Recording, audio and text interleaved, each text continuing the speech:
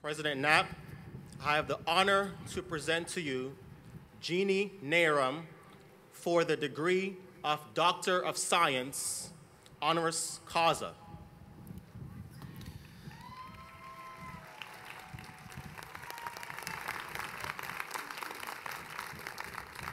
You were born into a proud farming family in Clinton, Iowa, and you grew up in Preston, Iowa, a town of 600 people set amid rolling cornfields not far from the Mississippi River.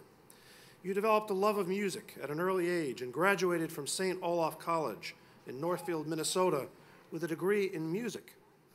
From this unlikely background, you emerged to become an internationally recognized advocate for undergraduate science education, as well as a leading advocate for liberal arts colleges competing for grants from federal agencies. You began your professional career as a grant writer at your alma mater and spent the next 15 years in development work at small liberal arts colleges with strong science programs. In 1989, using what you called a Noah's Ark approach, you brought together 2 chemists, 2 biologists, and many other pairs of scientists to develop an outline for the reform of undergraduate science programs.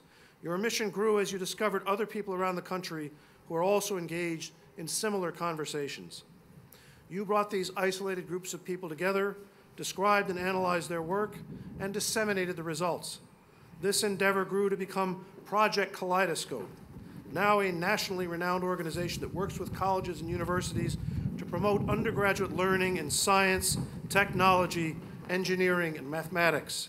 You also serve as director of the Independent Colleges Office, which helps member institutions compete for federal grants for faculty support, curriculum development, and institutional renewal. Jeanne Narum, you have brought a scientific approach to the study of science and have encouraged the development of scientific skills in all undergraduates, whether they major in music or microbiology. For all these accomplishments, the George Washington University is proud to bestow upon you the degree of Doctor of Science, honoris causa, with all the rights, duties, privileges, and opportunities pertaining thereto. Congratulations.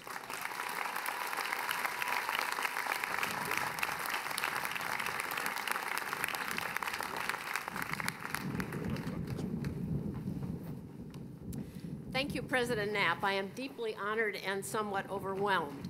Your recognition of the work of Project Kaleidoscope signals what is important to the George Washington University: the importance of taking leadership and connecting the dots in new ways between science and society, between the campus and the world beyond, and between the quality of undergraduate learning in science, mathematics, and the various fields of science, and the capacity of our nation to continue to thrive and prosper as a free democracy into the future. For the 2009 graduates of the George Washington University, let me describe some of the A, B's, and C's of the lessons we've learned. First, aim high, have high ambitions. Early on in our work, someone sent me these words of wisdom: make no small plans, they have no magic to stir men's blood. The male gender indicates the age of those words, uttered more than 100 years ago by the great Chicago architect Daniel Burnham. As an aside, they probably still resonate with leaders from Chicago today, and we are very glad for that. 20 years ago, it seemed daunting to aspire to transforming the undergraduate learning environment in math, science, and engineering, but we had high aspirations, persisted, and succeeded.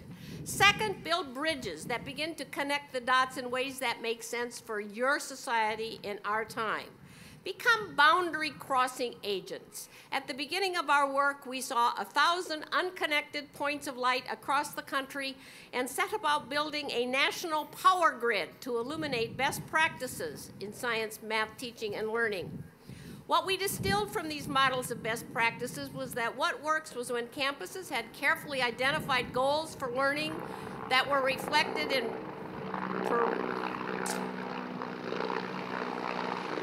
all right to wait?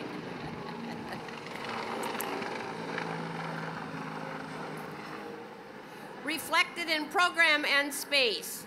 One of the overriding goals we notice is that students become boundary-crossing agents, able to cross boundaries between disciplines, between the academic and the real world, boundaries between what is and what might be, and able to do this because of their learning as undergraduates. Our big ambition in our work, the heart of our work, has been to nurture communities of boundary crossing agents.